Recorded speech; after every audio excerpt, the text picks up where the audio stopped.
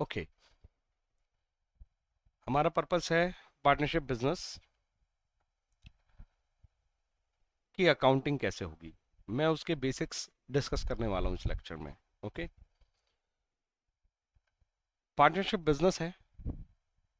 अगर ये बिजनेस है तो डेफिनेटली इसका पर्पस है प्रॉफिट कमाना। पार्टनरशिप बिजनेस और प्रोप्राइटरशिप में अंतर ये है कि प्रोप्राइटरशिप जो था उसमें एक सिंगल ओनर था, वो अकेला ही कंट्रीब्यूट करता था, वो अकेला रिस्क उठाता था और सारा प्रॉफिट उसी का होता था। पार्टनरशिप बिजनेस में अंतर यह है कि कैपिटल कंट्रीब्यूशन करने के लिए दो या दो से ज्यादा लोग शामिल हैं इस बिजनेस में। सभी लोग बिजनेस को कंट्रोल करेंगे, डिसीजन मेकिंग में पार्टिसिपेट करेंगे। और ऑब्वियसली जब कैपिटल कंट्रीब्यूशन मल्टीपल लोगों का है, कंट्रोल मल्टीपल लोगों का है, तो ये भी डिसाइडेड है कि जो प्रॉफिट है वो भी शेयर होगा। ये उसके बेसिक कैरेक्टरिस्टिक में आता है कि पार्टनरशिप बिजनेस की डेफिनेशन है, उसका मीनिंग है कि प्रॉफिट शेयर होगा अमंग द पार्टनर्स। तो क्योंकि यहाँ मल्टीपल कैपिटल अकाउंट बनेंगे, क्योंकि मल्टीपल पार्टनर्स बिजनेस के साथ ट्रांजैक्ट करेंगे। नंबर टू, जब प्रॉफिट आप कैलकुलेट कर लोगे, पी एंड एल अकाउंट बना लोगे, जैसे आप बनाते थे वैसे ही बनेगा। पार्टनरशिप बिजनेस को हम पार्टनरशिप फर्म बोलते हैं, तो फर्म के बिहाफ पे ही हम अकाउंटिंग कर रहे हैं और फर्म अपना प्रॉफिट वैसे ही कैलकुलेट करेगी जैसे आपने पहले सीखा है। ट्रेडिंग और पी एंड एल अकाउंट बनेगा और नेट प्रॉफिट निकल जाएगा। ये फर्म का प्रॉफिट है, मतलब ये कलेक्टिव प्रॉफिट है जो सारे पार्टनर से मिलकर कमाया है। फिर एक और अकाउंट इसमें बनाया जाता है जिसका नाम है profit and loss appropriation account. नाम से पता चल रहा है, एप्रोप्रिएशन का मतलब होता है डिस्ट्रीब्यूट करना, और एप्रोप्रिएशन का मतलब ये नॉर्मल डिस्ट्रीब्यूशन नहीं है, एप्रोप्रिएट तरीके से डिस्ट्रीब्यूट करना। एप्रोप्रिएशन अकाउंट बनेगा और एप्रोप्रिएशन अकाउंट में वो जो नेट प्रॉफिट फर्म ने कमाया है वो पार्टनर्स के बीच में डिस्ट्रीब्यूट हो जाएगा। सवाल ये है कि एप्रोप्रिएट प्रॉफिट या एप्रोप्रिएट डिस्ट्रीब्यूशन का क्या मतलब है। एप्रोप्रिएट तरीके से डिस्ट्रीब्यूट करने का क्या मतलब है। एप्रोप्रिएट तरीके से डिस्ट्रीब्यूट करने का मतलब ये होता है कि जब पार्टनर एक साथ मिलकर कोई फर्म बनाते हैं, कोई बिजनेस करते हैं, तो वो आपस में डिसाइड करते हैं कि भाई हम लोगों के बीच में बिजनेस करने की टर्म एंड कंडीशन क्या होगी। उन सारी टर्म एंड कंडीशन को वो एग्रीमेंट के फॉर्म में लिखते हैं, फिर सारे लोग साइन करते हैं। वो जो एग्रीमेंट बनता है वो बनता है इन अकॉर्डेंस विद पार्टनरशिप एक्ट, क्योंकि इस बिजनेस को गवर्न करता है पूरा पार्टनरशिप एक्ट। जैसे कंपनीज कंपनी की अकाउंटिंग सीखी होगी, और जो भी कंपनी होती है, प्राइवेट लिमिटेड, पब्लिक लिमिटेड, उनको गवर्न करता है कंपनीज एक्ट, वैसे ही पार्टनरशिप बिजनेस को गवर्न करता है पार्टनरशिप एक्ट। तो ये जो डीड बनाई जाती है अमंग द पार्टनर्स, ये in congruence to, in accordance with, with in the scope of partnership act ही बनाई जाती है। ठीक है, ठीक हो गई बात। ओके। अब पार्टनरशिप एग्रीमेंट आपने अगर बनाया, पार्टनरशिप एग्रीमेंट में आप लिखते क्या हो, कौन कौन पार्टनर है, कहाँ बिजनेस सिचुएटेड है, दैट इज ओके ना। फर्म का नाम क्या है, फर्म कहाँ सिचुएटेड है, ये सब चीजें तो ठीक है, कौन कौन पार्टनर्स हैं इसमें। इसके बाद सबसे इंपॉर्टेंट चीजें आती हैं कि पार्टनर आपस में अपने रिलेशनशिप को डिफाइन करते हैं और ये डिसाइड करते हैं कि फर्म में किसका क्या रोल होगा। फर्म से कौन सा पार्टनर कितना रेमोनरेशन लेगा। कुछ पार्टनर्स होते हैं जो ये कहते हैं कि हमें सैलरी चाहिए, कुछ पार्टनर्स ये होते हैं ये जो कहते हैं कि हम लोग आपस में इंटरेस्ट ऑन कैपिटल भी लेंगे, मतलब जो कैपिटल उन्होंने बिजनेस में लगाई है उसके ऊपर इंटरेस्ट लेंगे। प्रॉफिट लेंगे वो अलग है, इंटरेस्ट ऑन कैपिटल भी लेंगे। क्यों लेंगे? क्योंकि हो सकता है कुछ पार्टनर्स ऐसे हों जो ज्यादा कैपिटल लगाते हैं, कुछ पार्टनर्स है जो कम कैपिटल लगाते हैं। तो जो ज्यादा कैपिटल लगाने वाले पार्टनर्स है वो ये कहेंगे कि यार हमने तो ज्यादा पैसे दिए तो हमें तो उसका भी कुछ रिवॉर्ड मिलना चाहिए ना, तो वो इंटरेस्ट ऑन कैपिटल ले लेते हैं।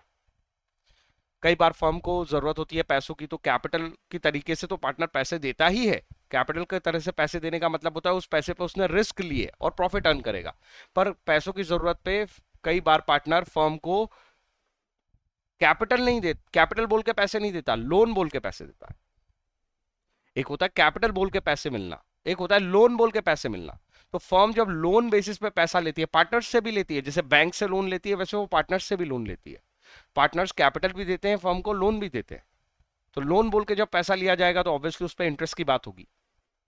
तो किस पार्टनर, अगर फर्म ने किसी पार्टनर से लोन लिया तो किस रेट पे फर्म इंटरेस्ट पे करेगी, इस तरह की बहुत सारी चीजें उस एग्रीमेंट में डिसाइड होती है। इस एग्रीमेंट को हम पार्टनरशिप डीड बोलते हैं और पार्टनरशिप डीड को देख के ही अकाउंटिंग की जाती है, क्योंकि एक बार फर्म जब प्रॉफिट निकाल लेगी तो किस पार्टनर को कितना पैसा मिलेगा वो डीड को रीड करो, उसमें से पता चलेगा। डीड को क्या करना पड़ेगा, रीड करना पड़ेगा, तब आपको पता चलेगा किस पार्टनर को कितना पैसा देना है। हमारे केस में तो जब क्वेश्चन आएगा तो कोई डीड तो है नहीं, है ना, क्वेश्चन है, क्वेश्चन में ये मेंशन होगा कि डीड में क्या लिखा है और उस अकॉर्डेंस में हम अकाउंटिंग करेंगे। तो यहां तक हो गई मेरी एक बात। अब मेरी दूसरी बात समझो। कई बार अब देखो यार, जब एग्रीमेंट बनाया जाता है तो फोरकास्टिंग करनी पड़ती है कि फ्यूचर में फर्म और पार्टनर के बीच में क्या क्या ट्रांजेक्शन हो सकते हैं। कई बार क्या होता है कि आप लिमिटेड फोरकास्ट कर सकते हो ना, आप हर चीज फोरकास्ट नहीं कर सकते। सो पार्टनरशिप डीड में अगर आप कोई पॉइंट मेंशन करना भूल गए हो और उस तरह के ट्रांजैक्शन ओकर होते हैं बाद में, सपोज आप लोन को लेके ही भूल गए हो कि अगर फर्म पार्टनर से लोन लेती है, अगर फर्म पार्टनर से लोन लेती है तो इंटरेस्ट क्या होगा, इंटरेस्ट देना है कि नहीं, और देना है तो किस रेट पे देना है। देखो जो भी अकाउंटिंग करो एक बात समझ लो, हम पार्टनरशिप बिजनेस की अकाउंटिंग कर रहे हैं, पार्टनर की अकाउंटिंग नहीं कर रहे हैं। तो ट्रांजैक्शन को देखने का एंगल सेट कर लो, हमेशा फर्म बन के ही ट्रांजैक्शन को देखो। पार्टनरशिप बिजनेस ने लोन लिया है या लोन दिया है, ये मत देखो कि पार्टनर ने लोन दिया है या लिया है, हमेशा ये देखो कि पार्टनरशिप बिजनेस ने लोन दिया है या लिया है। हमेशा क्लैरिटी रहेगी दिमाग में एंट्री करने के लिए। तो अगर ये बात आप भूल गए उस डीड में लिखना तो क्या होगा, सबसे पहले हमें यह सीखना चाहिए, फिर हमें पार्टनरशिप की अकाउंटिंग आराम से समझ में आएगी, क्योंकि जो भी अकाउंटिंग होगी वो इन अकॉर्डेंस टू डीड होगी। और कई बार डीड में कुछ बातें नहीं लिखी मिलेंगी, तब हम क्या करेंगे उस ट्रांजैक्शन का, उसको रिकॉर्ड करेंगे नहीं करेंगे, कैसे करेंगे, इसके ऊपर डिस्कशन करना सबसे इंपॉर्टेंट है। उसके बाद ही आपको पार्टनरशिप अकाउंटिंग समझ में आएगी। तो अगर डीड साइलेंट है, अगर डीड एब्सेंट है, तो कुछ सर्टेन ट्रांजैक्शंस के ऊपर मैं क्लैरिटी बना रहा हूं इस लेक्चर में।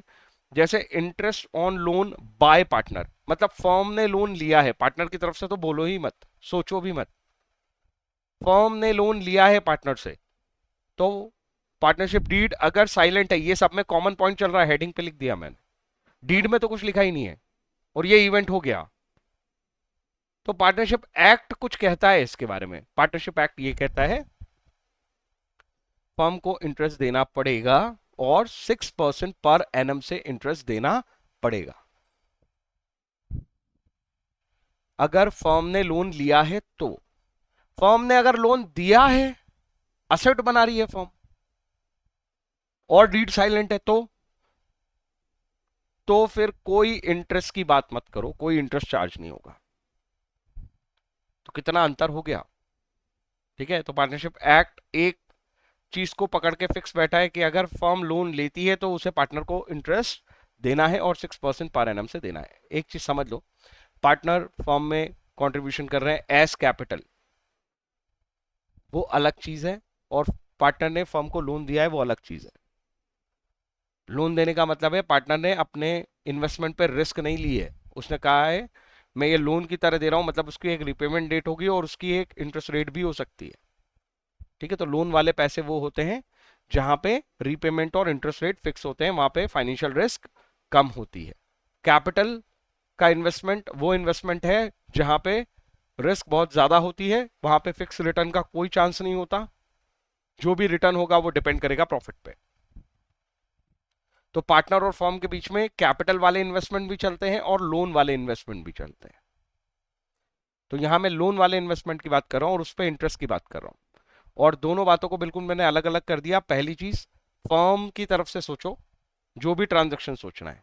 दूसरी चीज, फर्म ने लोन लिया है या दिया है क्लियर करो।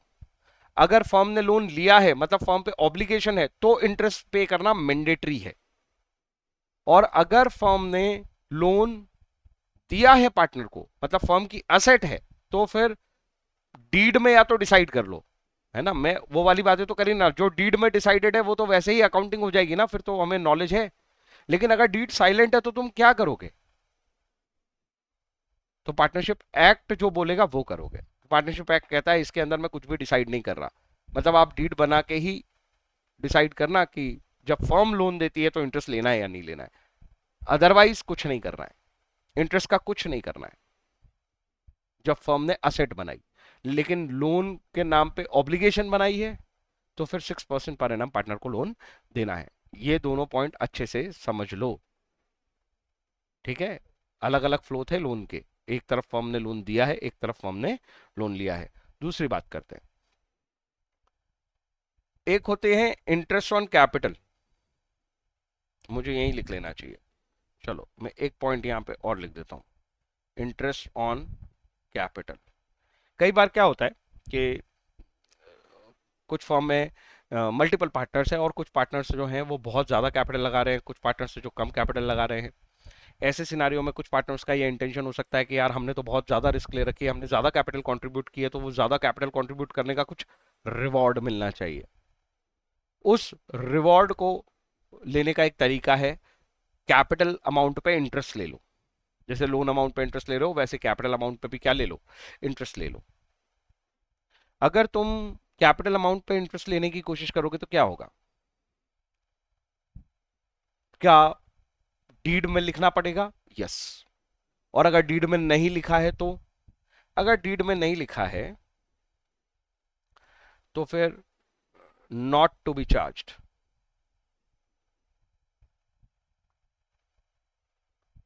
तो अगर डीड एब्सेंट है, मैं वही पॉइंट लिखा रहा हूं जिसमें डीड में कोई मेंशन नहीं है इंटरेस्ट ऑन कैपिटल का, अगर डीड साइलेंट है तो फिर इंटरेस्ट ऑन कैपिटल चार्ज नहीं किया जाएगा, right. Sharing of profit and loss, partnership के बेसिक कैरेक्टरिस्टिक में आता है कि यहाँ पे मल्टीपल पार्टनर्स है, वो सब मिलके कैपिटल कंट्रीब्यूट करेंगे और सब मिलके प्रॉफिट और लॉस शेयर करेंगे।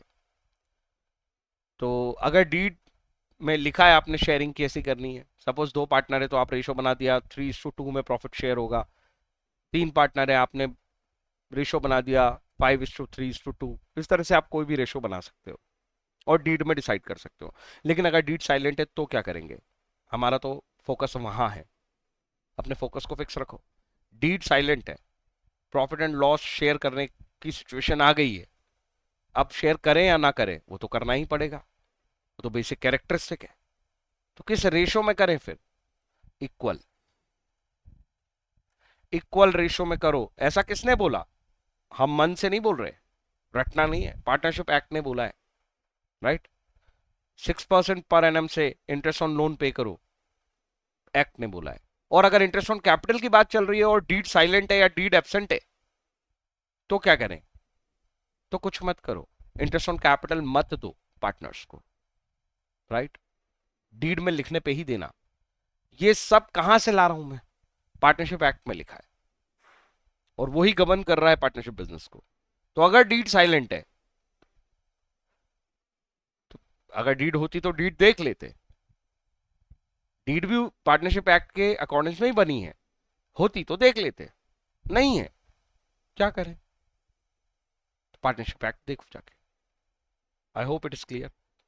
अगली बात देखो, जैसे कैपिटल कंट्रीब्यूट होती है वैसे ही अगर इसका जस्ट अपोजिट देखा जाए तो पार्टनर फर्म से पैसे विड्रॉ भी कर सकता है, जिसको ड्राइंग्स कहा जाएगा।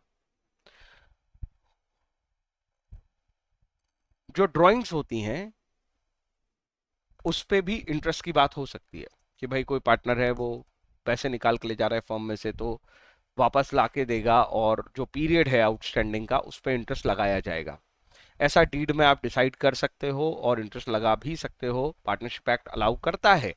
बट बट अगर डीड नहीं है या डीड में आपने ये सब डिसाइड नहीं की कहानी, तो क्या इंटरेस्ट ऑन ड्राइंग चार्ज करना पड़ेगा, है ना। रियल सिचुएशन ये है कि हमारे बिजनेस में कुछ पार्टनर्स ने ड्राइंग कर ली है, कुछ पार्टनर्स ने ड्राइंग्स कर ली है। अब सवाल ये हो रहा है कि क्या हम उनसे इंटरेस्ट चार्ज करें, तो जवाब क्या होगा, जवाब ये होगा कि देखो जाके डीड, डीड में लिखा है क्या, नहीं लिखा, नहीं लिखा तो अब देखो पार्टनरशिप एक्ट, पार्टनरशिप एक्ट में क्या लिखा है इस चीज को लेके, not to be charged.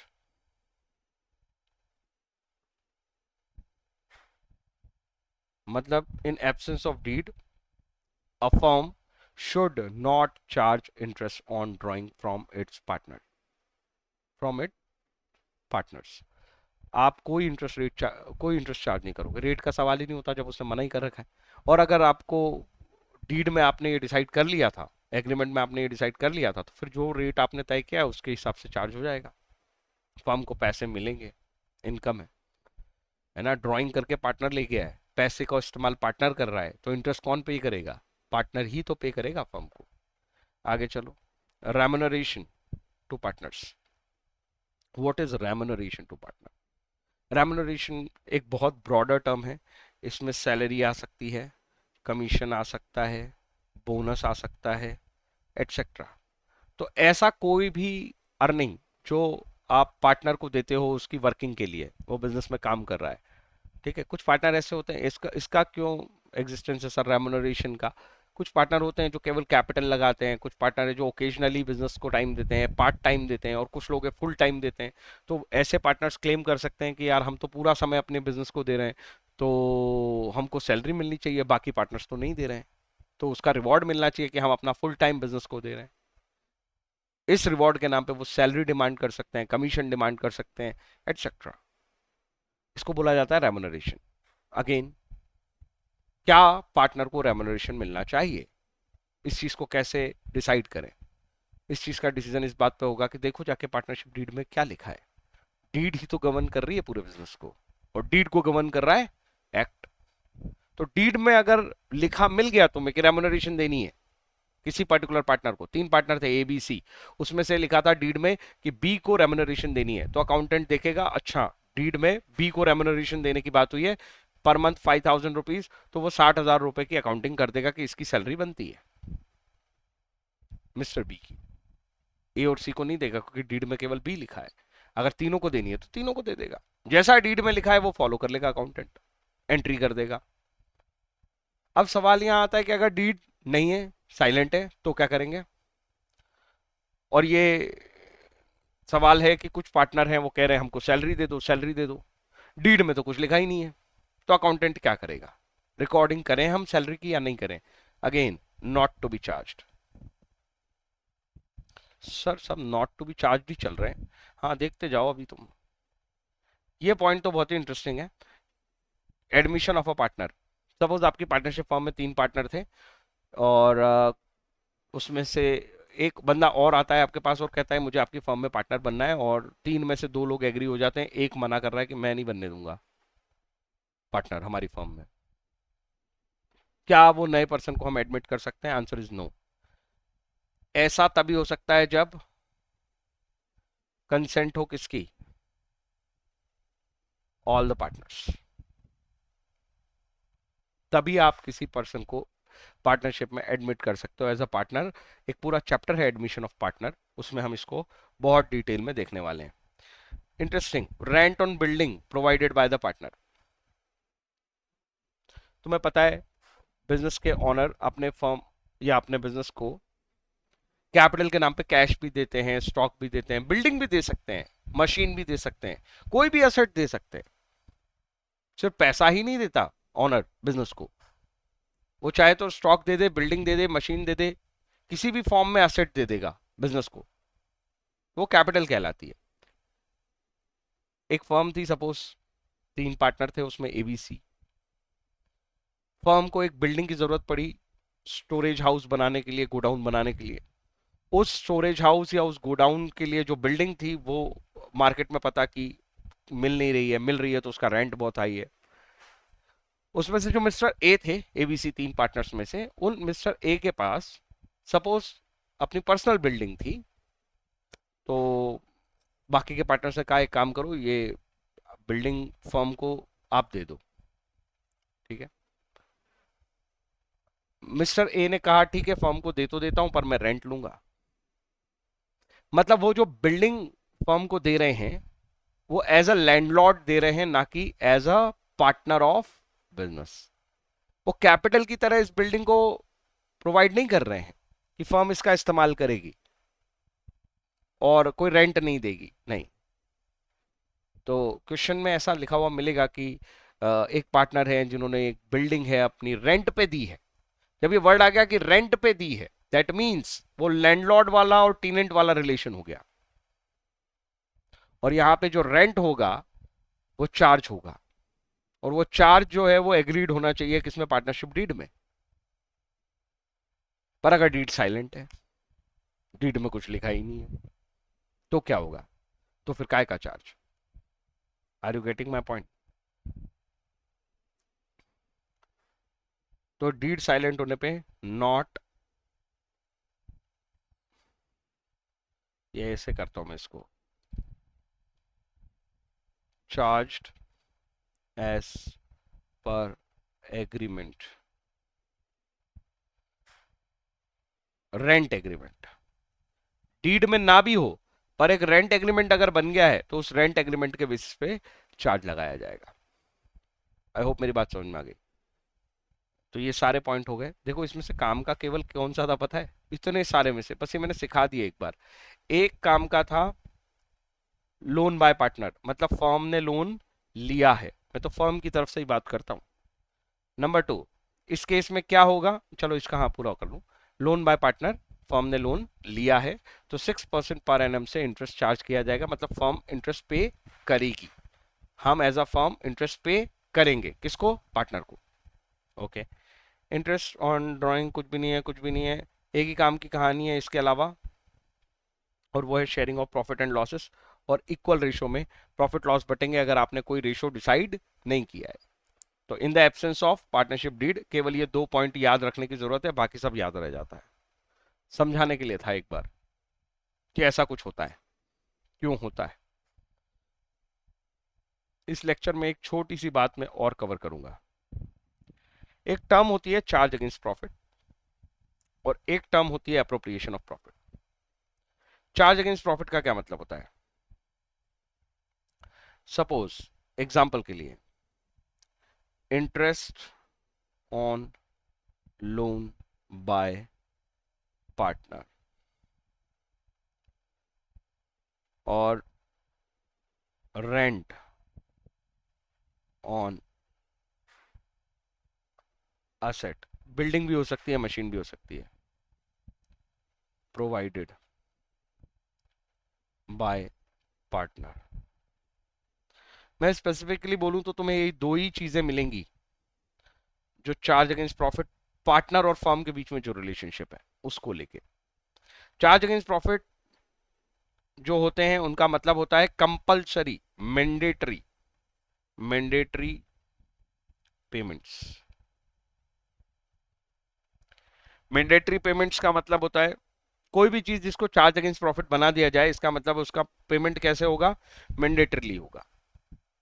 Mandatorily होने का मतलब होता है even though firm incurred losses, firm को लॉस भी होंगे तब भी ये पेमेंट करने पड़ेंगे, इनको बोला जाता है charge against profit. Appropriation of profit क्या होता है, amount will be paid only if profit is available up to amount of profit। तो यहां लॉस नहीं होगा इस वजह से, ठीक है। तो एग्जाम्पल क्या है इसके, जैसे कि हमने बात की interest on capital, remuneration,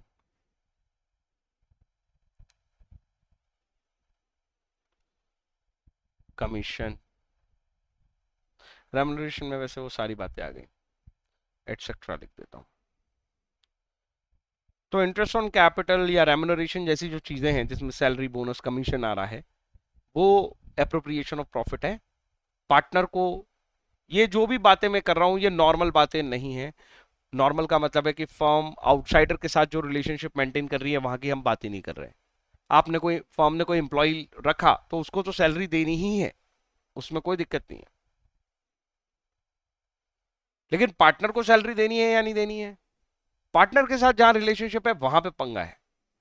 partner को सैलरी देनी है या नहीं देनी है, पहले जाके डीड देखो। डीड में लिखा होना चाहिए देनी है, किस पार्टनर को कितनी देनी है ये भी लिखा होना चाहिए। ये दोनों बातें कंफर्म हो जाए फिर बांट सकते हो। अभी मैंने कहा बांट दो, ऐसा नहीं बोला मैंने कहा बांट सकते हो, सब्जेक्ट टू प्रॉफिट।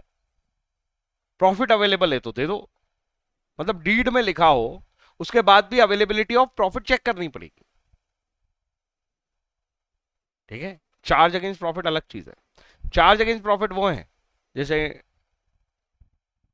पार्टनर से आपने पार्टनर से आपने लोन लिया है, एज अ फर्म मैंने लोन लिया है, तो इंटरेस्ट ऑन लोन मुझे 6% पर एनम से लगाना है। अगर डीड नहीं कुछ साइलेंट भी है तब भी, डीड अगर साइलेंट है तब भी मुझे इंटरेस्ट ऑन लोन लगाना है। और अगर डीड एग्रीमेंट है तो फिर एग्रीमेंट के अकॉर्डिंग इंटरेस्ट चार्ज होगा। पर ये चार्ज नेचर का है। चार्ज नेचर का है मतलब प्रॉफिट से कोई लेना देना नहीं, फर्म को ये पैसे देने ही पड़ेंगे। तो कुछ होते हैं चार्ज अगेंस्ट प्रॉफिट और कुछ होते हैं एप्रोप्रिएशंस ऑफ प्रॉफिट। ठीक है, हम इसके ऊपर फर्दर डिस्कशन और ज्यादा करेंगे अगले लेक्चर में। लास्ट बात यहां खत्म कर देता हूं इसको। ये जो चार्ज अगेंस्ट प्रॉफिट होते हैं ये P&L अकाउंट का इस्तेमाल करते हैं। दैट मींस नेट प्रॉफिट निकलेगा ही तब जब ये चार्ज अप्लाई कर दोगे। चार्ज अगेंस्ट प्रॉफिट कहां दिखेंगे, इनकी एंट्री क्लोज कहां होगी, प्रॉफिट एंड लॉस अकाउंट में। जबकि P&L ये जो अप्रोप्रिएशंस है इनकी क्लोजिंग एंट्री होगी P&L अप्रोप्रिएशन अकाउंट में। सर ये P&L अप्रोप्रिएशन अकाउंट क्या होता है, मैं इसके ऊपर पूरा एक बेसिक लेक्चर बनाऊंगा। ओके, आज के लिए तो बेसिक बात ये समझ लो कि पार्टनर और फर्म के बीच में अगर पार्टनरशिप डीड जो बेसिक डॉक्यूमेंट है वो एक रोल प्ले करता है। पार्टनरशिप डीड में जो एग्रीमेंट करोगे उस अकॉर्डेंस में ही पार्टनरशिप फर्म अपने पार्टनर्स के साथ पैसों का लेन देन करने वाली है। अगर डीड एब्सेंट है या साइलेंट है उस केस में हम क्या करेंगे, तो अलग अलग सिनारियोज में मैंने तुम्हें समझा दिया। उसमें से केवल 2 ही सिनारियो काम के हैं जो दिमाग में सेट होने चाहिए। पहला, अगर फर्म लोन लेती है, देने वाली बात नहीं कर रहा मैं, फर्म लोन लेती है तो उसे इंटरेस्ट पे करना ही पड़ेगा पार्टनर को 6% पर एनम से। क्या हम और कोई रेट डिसाइड नहीं कर सकते सर? डिसाइड करना, अगर आपने डिसाइड नहीं किया है तो फिर 6% ही लगेगा, क्योंकि ऐसा एक्ट कहता है, पार्टनरशिप एक्ट 1932। और एक पॉइंट अभी हमने दूसरा देखा कि अगर प्रॉफिट शेयरिंग रेशो को आप डिसाइड करना चाहते हो तो अपनी डीड में कर लो। अगर डीड में आपने प्रॉफिट शेयरिंग रेशो डिसाइड नहीं किया तो फिर इक्वली डिस्ट्रीब्यूट होगा profit sharing ratio. I hope it is clear.